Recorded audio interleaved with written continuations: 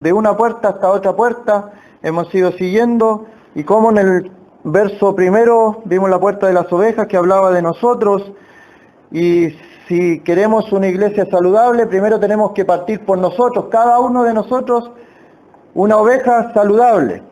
Y después la puerta del pescado que hablaba de si una oveja está saludable, lo que quiere es contarle a los demás de que el Señor lo ha salvado, y la puerta del pescado nos habla de la evangelización, evangelización personal, evangelización como iglesia, como pueblo de Dios.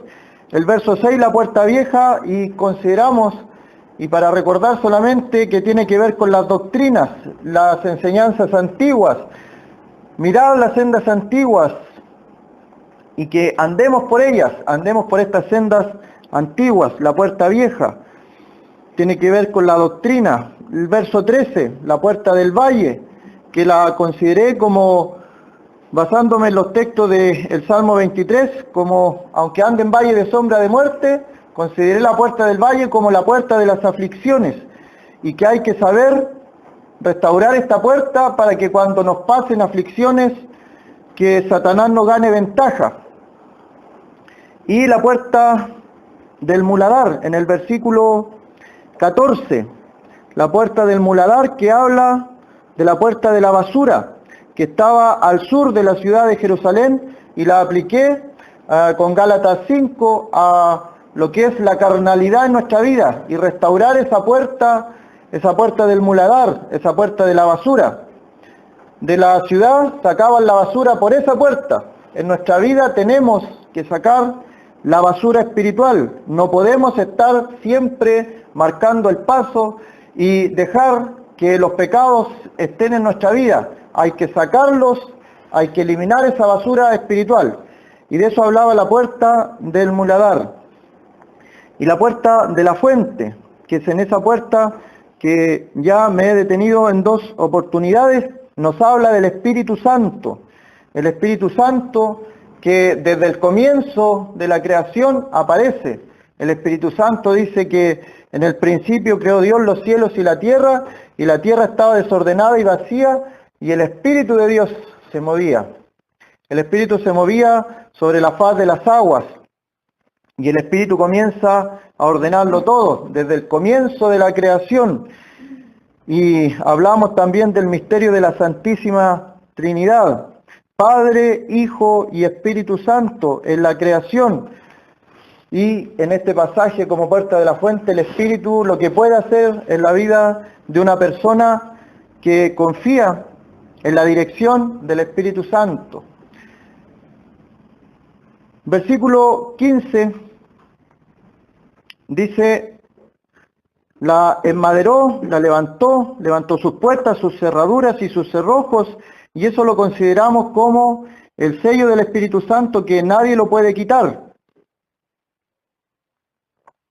Cuando el Espíritu Santo entra en la vida de una persona, puede incluso ser personificado como aquel hijo pródigo que está deseando comer de lo que comían los cerdos, pero tampoco podía. Incluso en ese lugar tan apartado, en esa región, todavía seguía siendo hijo. Así el Espíritu Santo se puede entristecer, se puede constreñir, puede estar adormecido por nuestra culpa, pero todavía sigue ahí el Espíritu Santo, no se va a ir.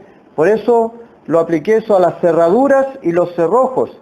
Y luego dice la reedificación del muro del estanque de Siloé hacia el huerto del rey. Y podemos pensar en este estanque de Siloé. ¿Qué significa en primer lugar un estanque? ¿Para qué se hace un estanque? ¿Para qué se construye un estanque? Y luego que se derriba, se debe reconstruir. Y por ejemplo, hay varios pasajes que hablan de la fuente de las aguas y del estanque.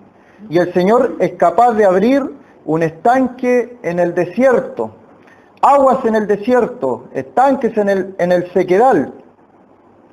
Y en específico, esta fuente, en específico el estanque de Siloé, lo tenemos en el Nuevo Testamento en 2 relatos, así que nos vamos a dirigir a esos episodios, que uno tiene que ver con bendición y el otro tiene que ver con algo malo, algo terrible. El primero entonces vamos a leer en Lucas 13. Lucas capítulo 13.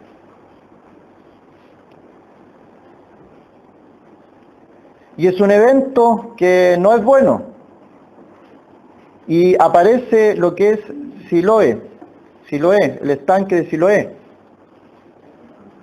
En Lucas 13 aparece una torre que estaba dentro del lugar donde estaba la fuente. Y luego veremos en Juan algo positivo, pero en el libro de Lucas vamos a leer algo negativo. Esto es uno de los estanques que aparece en la Escritura. Los otros aparecen como el estanque de Hebrón, el estanque de Betesda, el estanque de Gabaón, el estanque de Samaria. Y en específico este que está en Lucas 13 dice el versículo 4. Aquellos 18 sobre los cuales cayó la torre en Siloé y los mató. ¿Pensáis que eran más culpables que todos los hombres que habitan en Jerusalén? Es una pregunta que hace el Señor. Dice, os digo no, antes, si no os arrepentís, todos pereceréis igualmente. El contexto de este pasaje es que le van a preguntar al Señor acerca de los accidentes. En este mismo tiempo, dice, estaban allí algunos que le contaban acerca de los galileos, cuya sangre Pilato había mezclado con los sacrificios. Y le cuentan eso. Y el Señor los lleva a un evento que ocurrió, producto, según nuestro entendimiento, así como los accidentes que ocurren en el día de hoy. Uno dice, tenía que pasar, o la casualidad, o el chofer no se fijó y chocó, o iba ebrio, o cualquier cosa. Pero todo eso, todo ese contexto, aunque nos cueste entenderlo, la Biblia muestra que es producto de la soberanía de Dios. De la soberanía de Dios. Y la palabra soberanía, o que una persona sea soberano, significa que esta persona puede hacer lo que Él quiera, con quien Él quiera y cuando Él quiera, porque Él es soberano. Eso significa que Dios sea soberano, la soberanía absoluta de Dios. Él lo controla todo, no hay nada que se le escape a su dominio, a su poder, no hay nada que se le escape a su visión, a su vista. Hasta cuando alguien está escondido en algún lugar lejano, ahí está la presencia de Dios. Nadie se puede escapar de su vista, de su mirada. Su oído está atento a las oraciones de todo el mundo. En todo el mundo, en los 4 extremos de la tierra, si alguien quisiera orar, fuera temeroso de Dios y elevara una oración a Dios para pedir por su salvación, la salvación de su alma, Dios le va a escuchar, Dios le va a oír, porque está al corriente de todo lo que pasa en el mundo. Es soberano. Y aquí hay un accidente y cae una torre sobre 18 personas y murieron. Y el Señor les plantea la siguiente reflexión. Es una reflexión que los deja pensando, meditando, y que también la podemos aplicar a nosotros en el día de hoy. Es una reflexión que no tiene tiempo, no es para ese tiempo, la podemos hacer hoy día. Cada vez que veamos un accidente, cada vez que ocurra algo inesperado y todo el mundo se asombre, lo primero es saber y pensar que Dios está en control de todo. Aunque así a veces no parezca, Dios está en control de todo. Y la segunda es la pregunta que aparece ahí. ¿Pensáis que eran más culpables que todos los hombres que habitan en Jerusalén? Cuando estos hombres murieron, más de alguno pensó, bueno, esos eran culpables, por eso Dios los castigó. Y es el pensamiento tradicional de que cuando pasa algo es porque Dios estaba castigando. Cuando una persona nacía ciega o con algún defecto en Israel, se le pregunta al Señor, después lo vamos a ver, ¿quién pecó, este o sus padres, para que este hombre haya nacido ciego?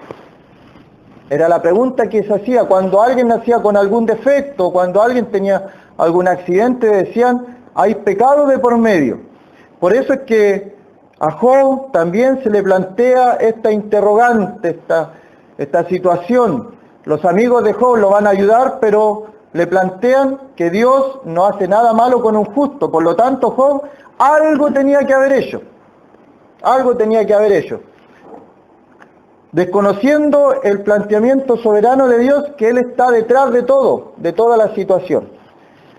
Así que este es el primer evento donde aparece un lugar específico donde comienza a reconstruir el pueblo de Israel en Nehemías, el estanque de Siloé, que estaba cerca de la puerta de la fuente, y es una situación de juicio, una situación donde se ve personas muriendo, pero Dios explica que estas personas no son culpables, no murieron por ser culpables. Les dice, ¿ustedes piensan que estos hombres eran más culpables que todos los que habitan Israel o Jerusalén? Y Él les dice en el verso 5 que no. Antes, si no os arrepentís, todos pereceréis igualmente. Esto tiene que ver con que todos nosotros que estamos aquí, estamos a un paso de nosotros y de la muerte. A un paso solamente. Hay accidentes casi inexplicables. Hay casi accidentes inexplicables que uno podría decir todo lo que tuvo que ocurrir, las casualidades, entre comillas, para que ocurriera ese accidente. Pues bien, Dios está en control de eso. Y ese estanque habla de eso, de la soberanía. Y el otro texto está en el libro de Juan, el capítulo 9, donde está el caso de un ciego, el que mencionaba.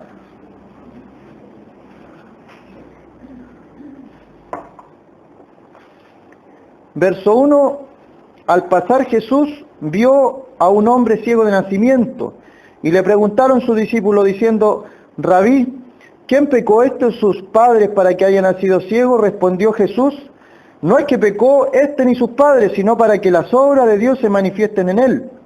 Me es necesario hacer las obras del que me envió, entre tanto que el día dura, la noche viene cuando nadie puede trabajar. Entre tanto que estoy en el mundo, luz soy del mundo. Dicho esto, escupió en tierra e hizo lodo con la saliva y untó el lodo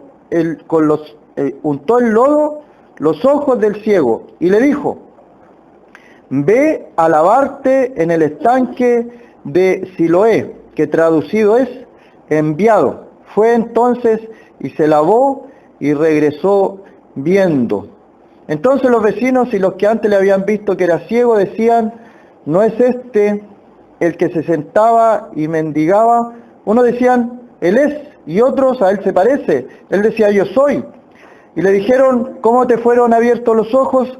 Respondió él y dijo, aquel hombre que se llama Jesús hizo lodo, me untó los ojos y me dijo, ve al Siloé, y lávate. Y fui y me lavé y recibí la vista. Entonces le dijeron, ¿dónde está él? Él dijo, no sé. Y el verso 25 dice, entonces él respondió y dijo, si es pecador, no lo sé. Una cosa sé, que habiendo yo sido ciego, ahora veo.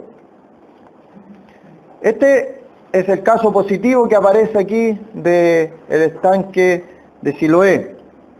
Un hombre que había nacido ciego, figura de nosotros, pecadores, que nacemos en pecado y que mientras vamos creciendo nos convertimos en personas que practicamos el pecado.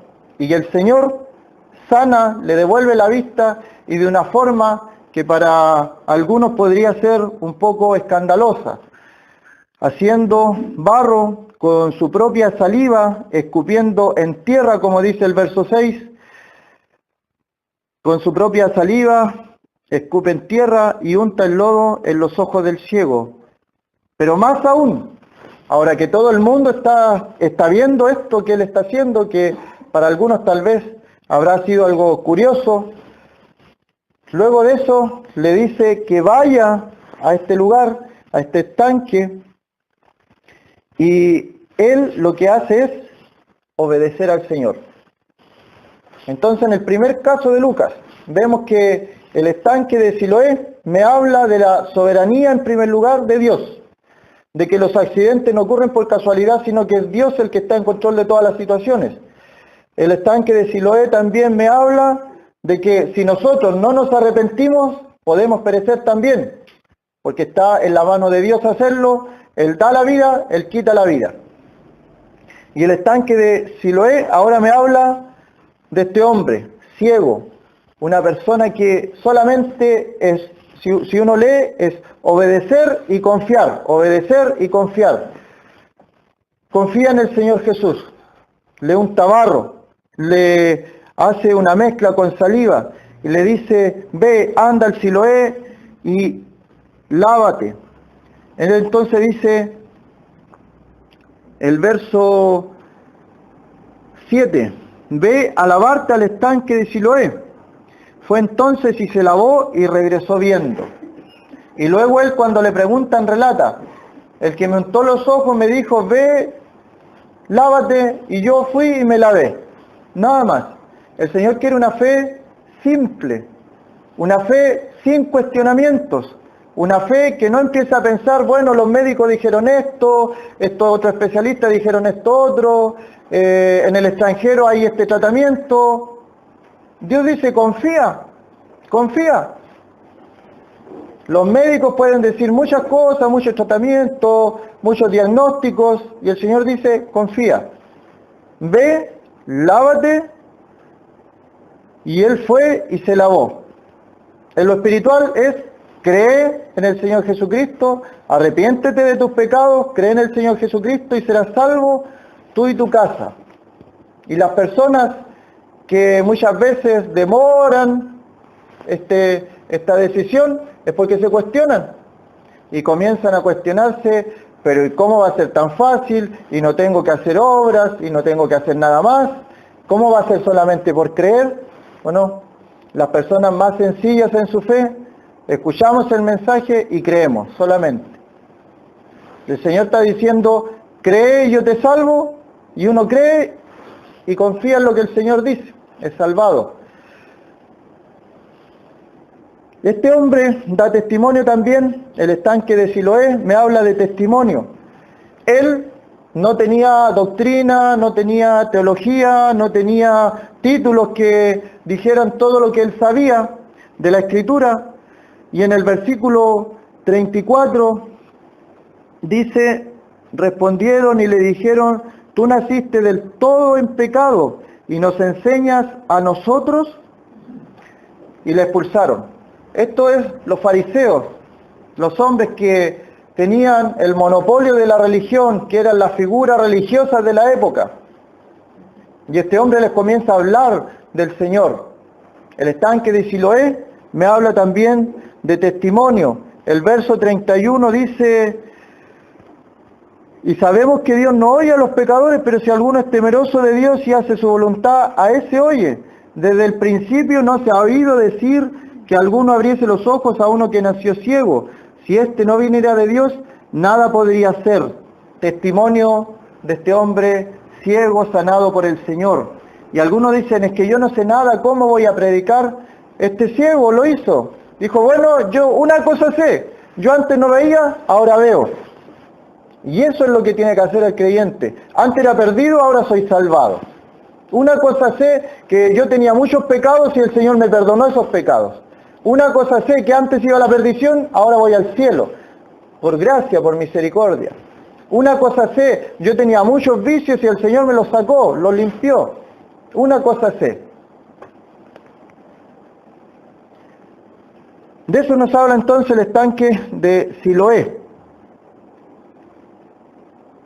Volvamos al libro de Nehemías, donde comenzamos.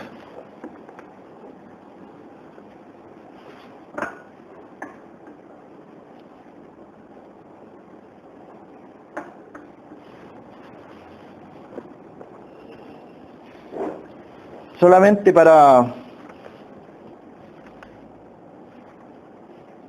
agregar un pasaje muy conocido que está en el libro de Apocalipsis, ¿no? no lo busque, yo lo leo, dice 3:18, por tanto te aconsejo que de mí compres oro refinado en fuego, para que seas rico, y vestiduras blancas para vestirte, y que no se descubra la vergüenza de tu desnudez, y unge tus ojos con colirio para que veas.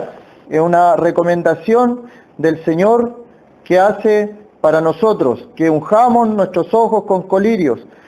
Así como en la vida espiritual, una persona era ciega, conoce al Señor y ahora ve y se queda muy tranquilamente. Se queda muy tranquilo, bueno, ahora soy salvo, y se empieza a relajar, y se empieza a estancar, y se empieza a quedar. El Señor quiere que avancemos, que no nos quedemos estancados, que se avance. Y en segunda carta de Pedro también habla acerca de esto de la vista espiritual. Dice, el día domingo en la escuela dominical, nuestro hermano consideró todo este pasaje, que se añadiera a la fe virtud, a la virtud conocimiento, al conocimiento dominio propio, al dominio propio paciencia, a la paciencia piedad, a la piedad afecto fraternal, y al afecto fraternal amor. Y dice el versículo 9, pero el que no tiene estas cosas tiene la vista muy corta, y le está hablando a creyentes, a creyentes. El que no tiene estas cosas tiene la vista muy corta, es ciego, habiendo olvidado la purificación de sus antiguos pecados. Por tanto, hermanos, procurad hacer firme vuestra vocación y elección. Solamente leer esos dos textos para reafirmar. El estanque de Siloé me habla de todo lo que mencioné: testimonio, obediencia, confianza. Y ahora para los creyentes igual, un creyente puede ser ciego, porque ha olvidado la purificación de sus pecados, dice Pedro. Y el Señor recomienda en Apocalipsis, unge tus ojos con colirio. Y esto tiene que ver con la vista espiritual. Entonces, usted puede pensar alguno, pero si yo ya veo, yo sé que Cristo es mi Salvador, yo sé que Él pagó por mis pecados, yo sé que voy al cielo, sé que estoy en el camino angosto, pero tal vez todavía podría estar en esta condición de ceguera espiritual. Hay que ungir los ojos con colirio y ver las cosas espiritualmente, la vista espiritual, la vista del Espíritu. No ver las cosas de un punto de vista terrenal, sino ver las cosas de un punto de vista espiritual, desde arriba. Así como las águilas tienen una visión desde arriba de las cosas que les permite ver grandes distancias. Las personas que están mirando desde la tierra no pueden tener la misma visión de alguien que está mirando desde arriba. Y el estanque de Siloé habla de todo eso, de la visión. Y también recordar que habla de esos 18 que murieron porque les cayó la torre de Siloé encima. ¿Acaso pensamos que cuando muere alguien nosotros somos más justos que esas personas? Hoy día mismo escuchaba una noticia de gente que va a peregrinar, que con un corazón sincero, tal vez equivocado, totalmente van a ver imágenes de yeso y cosas, y nosotros decimos son idólatras. Pero hay gente dentro de toda esa masa que no ha conocido la verdad, que va engañada, en inocencia, porque personas que tienen la autoridad religiosa le dicen que para conseguir algo espiritual hay que ir a hacer esas procesiones. Y esas personas van en sinceridad, porque piensan que así van a agradar a Dios, y ellos van y mueren. ¿Acaso pensamos que ellos son diferentes a nosotros? ¿Acaso la vida de ellos no está en las manos de Dios, al igual que la vida de nosotros está en las manos de Dios? ¿Y qué pasa si nosotros hubiéramos sido los que partimos a la eternidad hoy día? ¿Con qué cara nos presentamos delante del Señor cuando el Señor nos diga, buen siervo fiel, o tendremos que alejarnos de Él avergonzados? Eso a mí me inquieta, de partir el día de hoy, partir el día de mañana. Yo no sé cuándo voy a partir, pero ya la muerte no me asusta. Antes me aterrorizaba la muerte. Tenía miedo, tenía pánico. Antes de conocer al Señor, la muerte, pensaba mucho en la muerte. ¿Y qué pasará? ¿Y si yo muero aquí? ¿Y qué pasa después? ¿Qué hay después? Y si no creo en el Señor, al infierno. ¿Y podré salir alguna vez? No, no se puede salir. Y pensaba y pensaba y pensaba. Después de que conocí al Señor, por lo menos 3 veces he estado cerca de la muerte. Ninguna de esas veces he sentido miedo, pero he sentido una inquietud. He sentido una inquietud. ¿Cuál es la inquietud? Partir a la eternidad, ver al Señor. ¿Y qué hice aquí en la tierra por Él? ¿Qué hice con lo que Él me dio? Con los dones, los talentos que Él me dio. ¿Qué es lo que hice? Él me dejó a cargo ciertas cosas, ciertas personas, cierto entorno. ¿Qué hice yo con eso? La muerte, ¿acaso pensamos nosotros que somos más justos de los que mueren por accidente? Y el Señor dice, la vida está en sus manos. Él tiene hasta el segundo que vamos a estar aquí en la tierra. Hay cosas que en el cielo no se van a poder hacer. ¿Va a poder dar testimonio en el cielo, predicarle a alguien en el cielo? Si en el cielo van a estar todos los hermanos convertidos.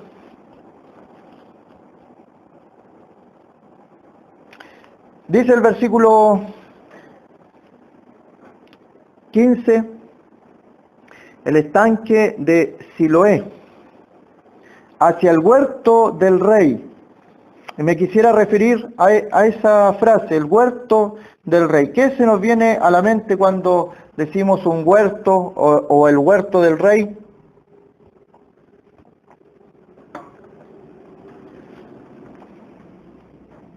La primera mención de un huerto, vámonos allí.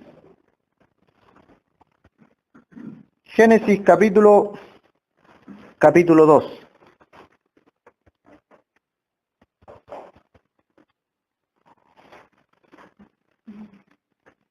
Versículo 8. Luego de que Dios forma al hombre del polvo de la tierra, sopla en él, en su nariz, aliento de vida, y luego de que el hombre es un ser viviente, ¿qué es lo que hace Jehová el Señor? Dice el versículo 8, y Yahweh, Dios, plantó un huerto en Edén, al oriente, y puso allí al hombre que había formado. Y Jehová Dios hizo nacer de la tierra todo árbol delicioso a la vista y bueno para comer, también el árbol de la vida en medio del huerto, y el árbol de la ciencia del bien y del mal. ¿Qué más salía? Dice el versículo 10. Y salía de Edén un río para regar el huerto, y de allí se repartía en 4 brazos. Este es el primer huerto. ¿Y quién plantó el primer huerto? Jehová, Dios, el Señor, plantó el primer huerto. No lo hizo, no lo creó. Así como sea la luz, y fue la luz. Como el Espíritu de Dios se movía y separó Dios las aguas que estaban sobre la expansión, bajo la expansión, separó la tierra, lo seco, las aguas, la reunió en un lugar. Y nos dijo, sea un huerto, y fue un huerto. Dice que Jehová el Señor plantó un huerto. Y los que conocen de agricultura saben que no es fácil plantar. Hay que tener conocimiento de semillas, de la tierra, de los tiempos de lluvia, los tiempos de sequía. Si hay cerca del huerto agua, la mayoría de los huertos se plantan cerca de corrientes de agua. Entonces no es llegar y plantar.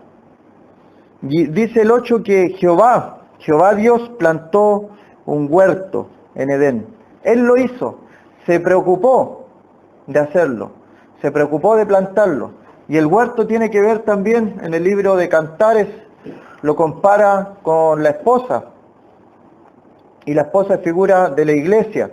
O sea que podríamos pensar que el grupo de personas que conforman la iglesia aquí en Lota es un huerto. Es el huerto del rey. Es el huerto que él se preocupó de plantar. Esta congregación no nació por el producto de las personas, es Dios mismo que se preocupó de plantar la semillita aquí. Él plantó este huerto y nos dejó el cuidado, así como a Adán y a Eva le dejó el cuidado del huerto en el comienzo. Es un huerto que necesita agua, que tiene que ver los tiempos de sequía, los tiempos de lluvia, que tiene que ver los nutrientes de la tierra.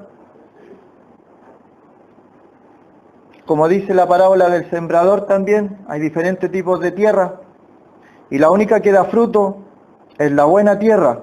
Somos un huerto, el huerto del Rey. En el Nuevo Testamento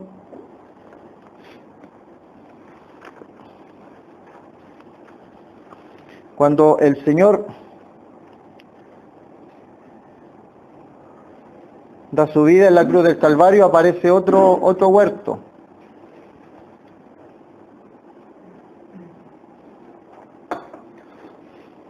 En Juan 19,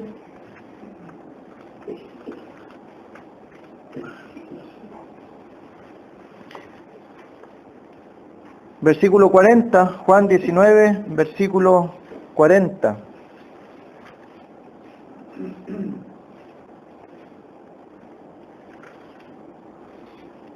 Tomaron pues el cuerpo de Jesús y lo envolvieron en lienzos con especias aromáticas, según es costumbre sepultar entre los judíos. Verso 41. Y en el lugar donde había sido crucificado había un huerto, y en el huerto un sepulcro nuevo, en el cual aún no había sido puesto ninguno. Allí, pues, por causa de la preparación de la Pascua de los judíos y porque aquel sepulcro estaba cerca, pusieron a Jesús. Un huerto. Y en el capítulo 18 del mismo libro de Juan, versículo 1, dice, habiendo dicho Jesús estas cosas, salió con sus discípulos al otro lado del torrente de Cedrón, donde había un huerto, en el cual entró con sus discípulos. Y también Judas, el que le entregaba, conocía aquel lugar, porque muchas veces Jesús se había reunido allí con sus discípulos. Ahí en el pasaje del capítulo 18 se refiere al huerto de Getsemaní. Y ese lugar nos habla el huerto de Getsemaní, de soberanía también, que el Señor ora, nos habla de oración. Hágase tu voluntad, no como yo quiero, sino como tú quieres. Si lo que me está ocurriendo, lo que me está pasando es para la gloria del Señor, que sea tu voluntad y no la mía. Esa fue la oración del Señor. Hacer la voluntad del Padre y no la de Él. Yo sé que todas las cosas son posibles para ti, y Él lo sabía.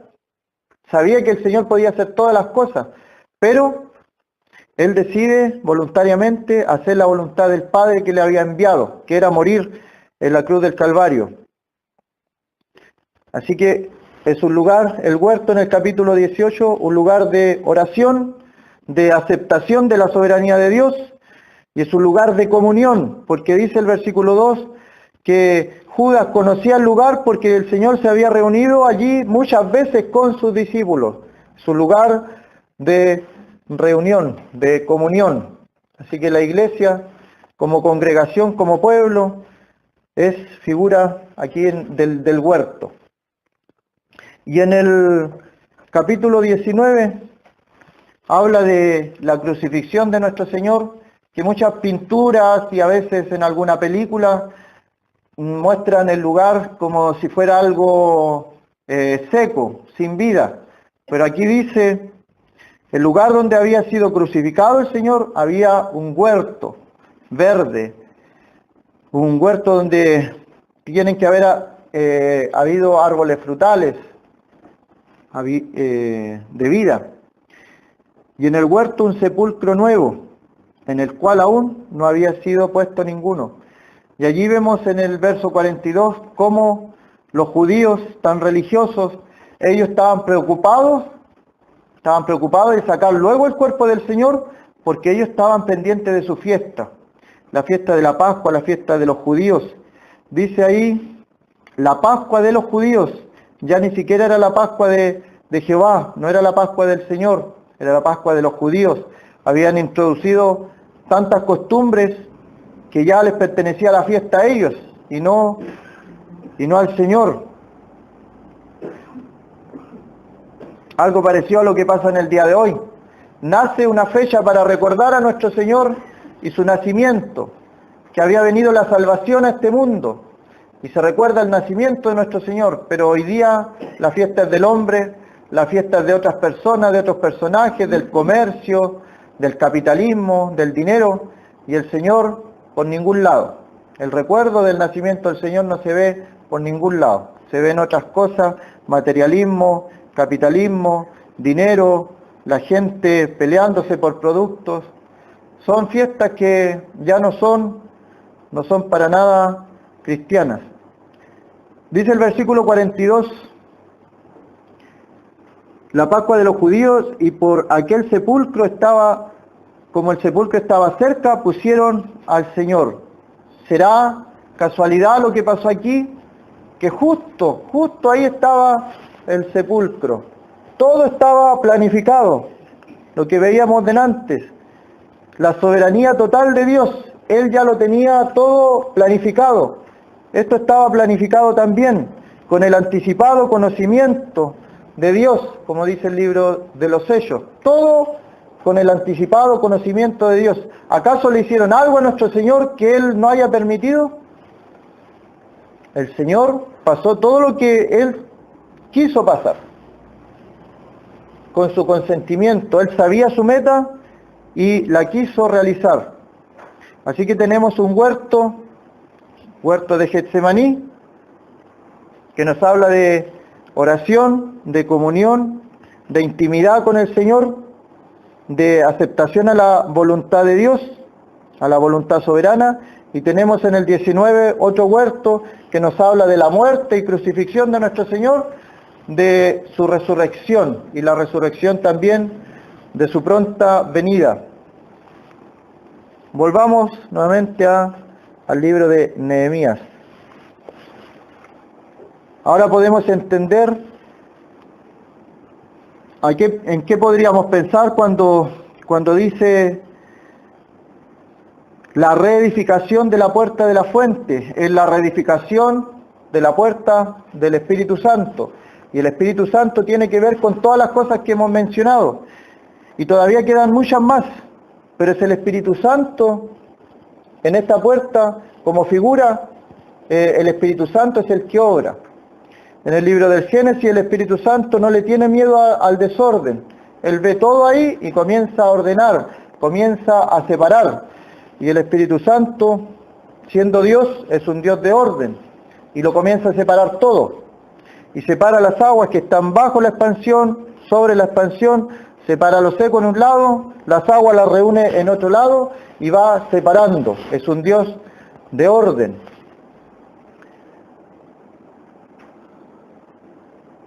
Versículo 15, luego de este huerto del rey, dice, y hasta las gradas que descienden de la casa de David.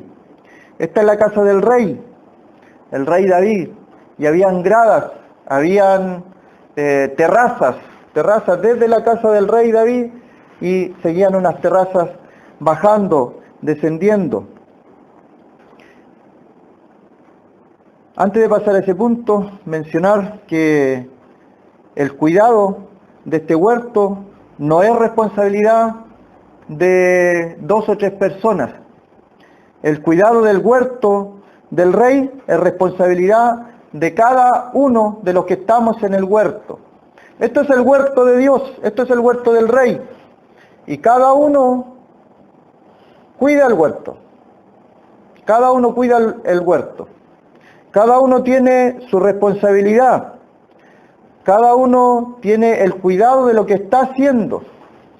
Y cada uno también puede estropear el huerto o puede estropear el cuidado. En el libro de Cantares aparece un ejemplo de que hay unas zorras que entran y echan a perder el fruto. Hay que tener cuidado, cada uno de nosotros tiene que tener cuidado. No venir a disfrutar de los frutos del huerto solamente. Hay que preocuparse de la semilla, hay que preocuparse del regado de este huerto, hay que preocuparse de mantenerlo. De cuando viene la sequía, la visión espiritual nos da a entender que estamos en sequía en el huerto y preocuparnos de eso. Pedir al Señor que abra fuentes de agua en el desierto, ríos en el sequedal. Es el Señor y su huerto. Y nosotros tenemos que cuidarlo. Lamentable sería que pasaran algunos años y ya aquí no hubiera un huerto del rey.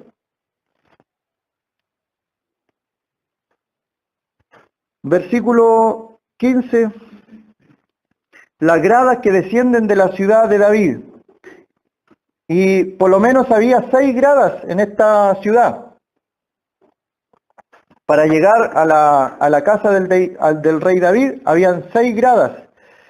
Si pensamos en el rey David como nuestro Señor, como el Rey de Reyes, Señor de Señores que está arriba, y comenzamos nosotros también a pensar cómo el Señor, en vez de establecer gradas y escaleras, y en el libro de Hebreos dice que Él nos abrió un camino nuevo y vivo para entrar al trono de la gracia, para encontrar también ayuda y oportuno socorro.